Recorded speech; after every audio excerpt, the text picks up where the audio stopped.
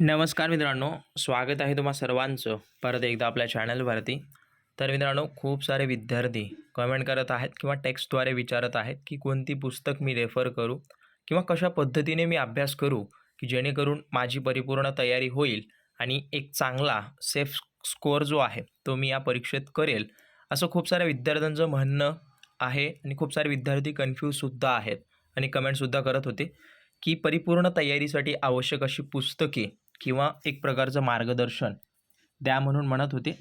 तर आजचा हा व्हिडिओ जो आहे तो स्पेशल त्या विद्यार्थ्यांसाठी आहे की ज्यांनी NTPCमध्ये अर्ज केलेला आहे आणि त्यांना कशा पद्धतीने तयारी करायची आहे. जर या विभागाची तयारी नसेल तर आत्तापासून तयारीला लागा, जेणेकरून तुमचा जो काही सिलेबस आहे तो व्यवस्थित कव्हर होईल.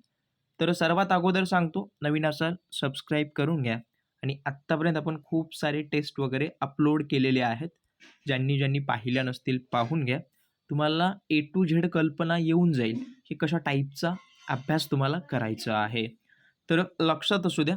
या ठिकाणी सुरू करण्याअगोदर नवीन असाल सबस्क्राईब करून घ्या, लाईक करा आणि जास्तीत जास्त शेअर करा. सर्वप्रथम CBT फर्स्टसाठी जो काही सेफ स्कोअर आहे तर लक्षात असू द्या, 100 मार्काचा पेपर आहे आणि 100 प्रश्न तुम्हाला विचारण्यात येतील. आणि तुमचा जो स्कोअर आहे, सेफ स्कोअर जर विचार केला तर 65 प्लस धरून चला. ज्या विद्यार्थ्यांचं 65, 75 किंवा 70 धरून चालला तरी काही हरकत नाही. आता नेमकं काय? नेमकं एवढंच आहे, सोपं आणि सरळ सांगायचं झालं तर सगळी माहिती तुम्हाला वाचायची आहे. त्यातले महत्त्वाचे पॉईंट वेचायचे आहेत आणि तेच वेचून तुम्हाला एक नोटबुक घ्या, त्याच्यामध्ये लिहून काढा की समजा या परीक्षेमध्ये हा प्रश्न का आला. 2021चा जर प्रश्न आला नोबेल पारितोषिक संदर्भात, तर कुठे भरलं, का भरलं आणि कोणाला मिळालेलं होतं, सर्वप्रथम कोण होतं. तर अशी सगळी माहिती तुम्ही त्या ठिकाणी A to Z अपडेटेड करून ठेवा, साठवा आणि परीक्षेमध्ये जो काही प्रश्न आला त्याच्याशी निगडीत आणि यश गाठवा. म्हणजे एक अशा टाईपचं तुमच्याकडं स्ट्रक्चर असू द्या. वाचा, वेचा, साठवा, परीक्षेत आठवा आणि यश गाठवा. लक्षात असू द्या. या तत्वावर तुम्ही काम करा. आता सगळी माहिती पहा. सामान्य ज्ञानमध्ये तुम्हाला नेमकं काय करायचं आहे, जे आपण GK GSसाठी खूप सारे विद्यार्थी कन्फ्युजन आहेत.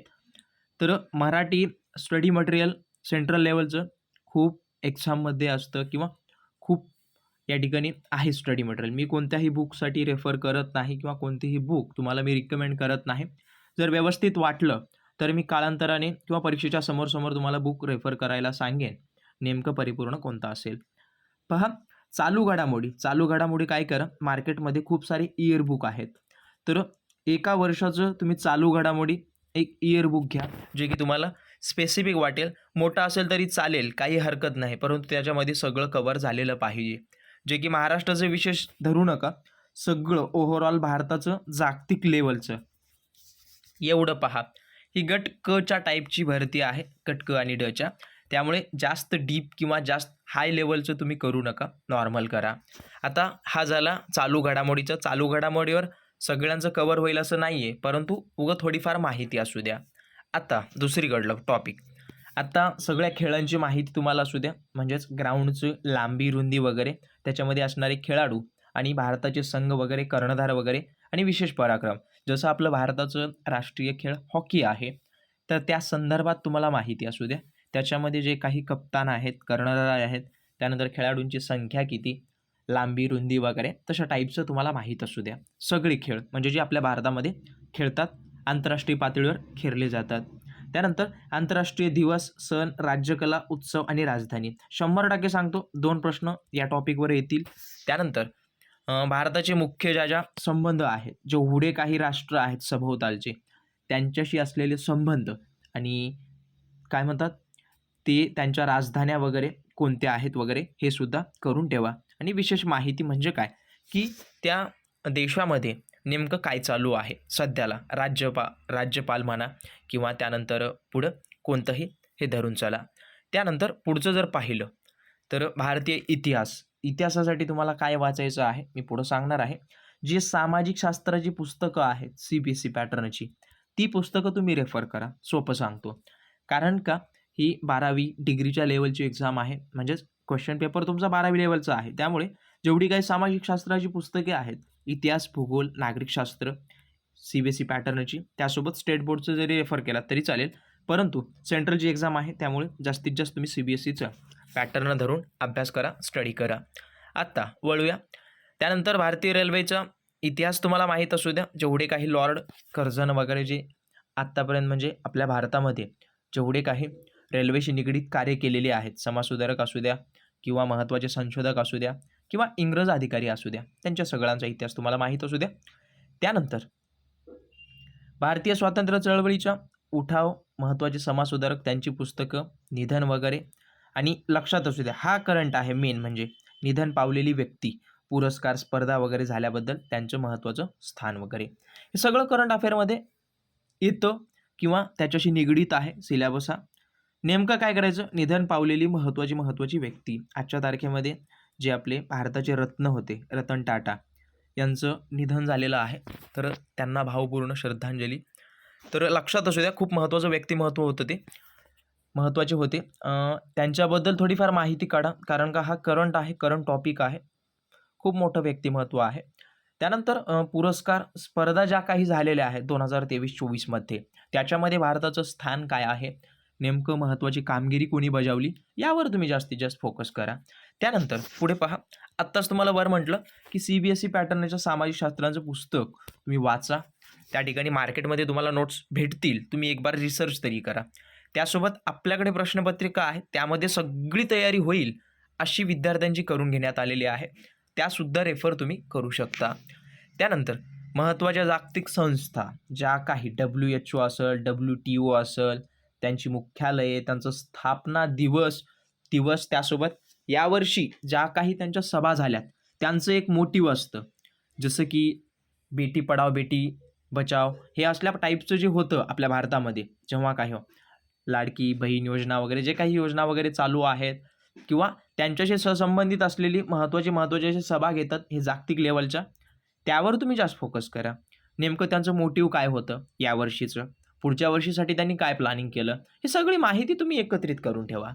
आता दुसरं काय आहे, भारतातील महत्त्वाची स्थळे, जे जागतिक वारसा स्थळे आहेत, जे महत्त्वाचे देशामधील असू देत, महत्त्वाचे स्थळे म्हणा, निर्माणकर्ते कोण आहेत, कोणत्या काळातलं आहे, कोणत्या इसवी सनातलं आहे, हे करा.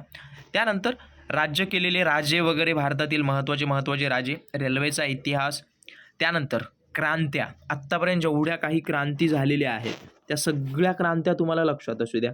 त्यानंतर महत्त्वाचे जनक सगळ्याच विभागातले, बरं फक्त तुम्ही जनक म्हणजे काय, या क्रांत्याच्या जनक नका होडू, सगळ्या A to Z, म्हणजे जसं रिसर्च सेंटरचा जनक वेगळेच आहेत, त्यानंतर समाजसुधारकचे जनक वेगळे आहेत, त्यानंतर आधुनिक भारताचे जनक वेगळे आहेत, म्हणजे सगळ्या टाईपचे तुम्ही जनक लक्षात ठेवा. त्यानंतर निर्माण केलेले संस्था आणि संस्थापक, हेही लक्षात असू द्या.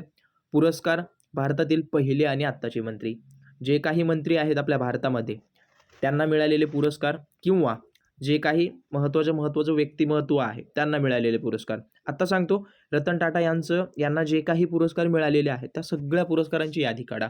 त्यासोबत त्यांनी केलेलं महत्त्वाचं कार्य काढा. म्हणजे काय, 100% त्यांच्यावर 1 ते 2 प्रश्न येईलच अशी अपेक्षा आहे.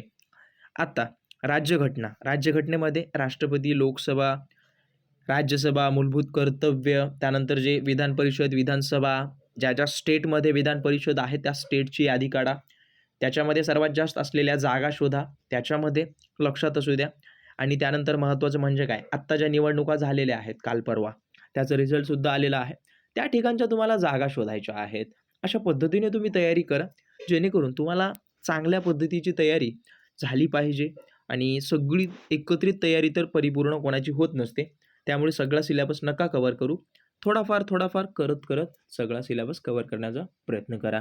पहा, या ठिकाणी महत्त्वाचे स्रोत वगैरे राज्यघटनेचे, त्यासोबत निवडणूक आयुक्त, जे महत्त्वाचे पदं आहेत राज्यघटनेनुसार देण्यात आलेली, तर त्यावर तुम्ही फोकस करा, निवडणूक आयुक्त, राज्यपाल वगैरे, तर लक्षात असू द्या. त्यानंतर भारताचा भूगोल, याच्यामध्ये काय, आपल्या भारताचं स्थान जागतिक लेवलवर खनिज संपत्तीमध्ये कितव्या क्रमांकावर आहे, सर्वात जास्त खनिज संपत्ती कशाची होती, या सगळ्या विभागावर फोकस करा.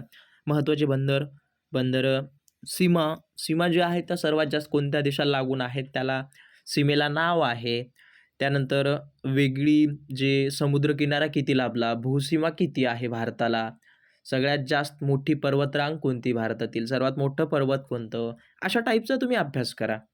त्यानंतर वने, तापमान वगैरे, फळे वगैरे, विशेष राज्य वगैरे, त्यानंतर उत्पादक राज्य, त्यानंतर पंचायत राज पद्धती हा सुद्धा राज्यघटनेचा भाग आहे, मोस्ट IMP आहे, त्यामुळे यावर सुद्धा फोकस करा.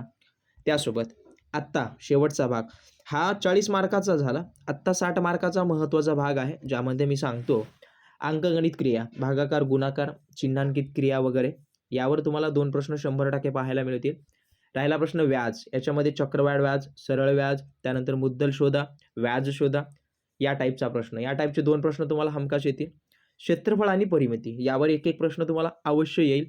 क्षेत्रफळ जे काही आहे, आयताचं असू द्या, त्रिकोणाचं असू द्या, या सगळ्यांचं क्षेत्रफळ सूत्र तुम्ही पाठ करून ठेवा. नेमकं कोणत्या ठिकाणी काय तुम्हाला युजफुल होणार आहे, यावर तुम्ही जास्तीत जास्त फोकस करा. आत्ता दुसरं एक आहे परिमिती आणि क्षेत्रफळामध्ये खूप मोठा अंतर आहे, त्यामुळे लक्षात असू द्या. परिमिती तुम्हाला शोधायची आहे. अंतर, लांबी याच्यामध्ये तुम्हाला येईल. लांबी रुंदी शोधा आणि दिशा येईल. त्यासोबत आकृती शोधा, हेही लक्षात असू द्या. लसावी, मसावी, टक्केवारी, सरासरी, बहुलक, मध्यम, हे सगळे कॉन्सेप्ट जे आहेत ते तुम्हाला 10वीच्या गणितामध्ये 100% पाहायला मिळतील. त्यामुळे जास्तीत जास्त सराव या लेवलच्या अभ्यासक्रमाचा करा मित्रांनो. आणि लक्षात असू द्या, अजून एक सांगतो, पायथागोरसचं प्रमेय, कार्य, नफा तोटा, त्यानंतर संख्यांचे प्रकार जे आहेत, नैसर्गिक संख्या वगैरे, विभाज्यतेच्या कसोट्या तुम्हाला पाठ असू द्या, जे काही आहे ते सगळं करा. त्यानंतर पुढे पाहिलं नातेसंबंध, अक्षरमाला वगैरे, त्यानंतर चिन्हांची अदलाबदल करून होणारी क्रिया, त्यानंतर तुलना, आकृती, तुलना म्हणजे काय, उंची वगैरे याच्यामध्ये येईल तशा टाईपचा प्रश्न.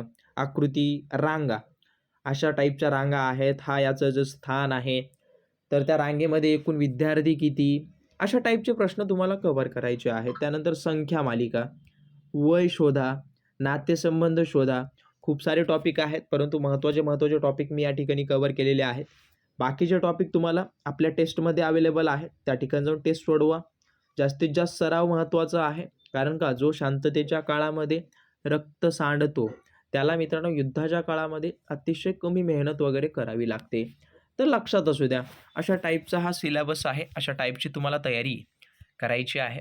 जर झाली नसेल, वही पेन घ्या, टॉपिक लिहून काढा आणि काही डाऊट असतील अवश्य मला कमेंटद्वारे कळवा मित्रांनो. बाकी व्हिडिओ आवडला असेल नक्की लाईक करा, सबस्क्राईब केलं नसेल करून घ्या. बाकी भेटूयात पुढच्या व्हिडिओमध्ये. पाहत राहा आपला आवडतं यूट्यूब चॅनल. धन्यवाद.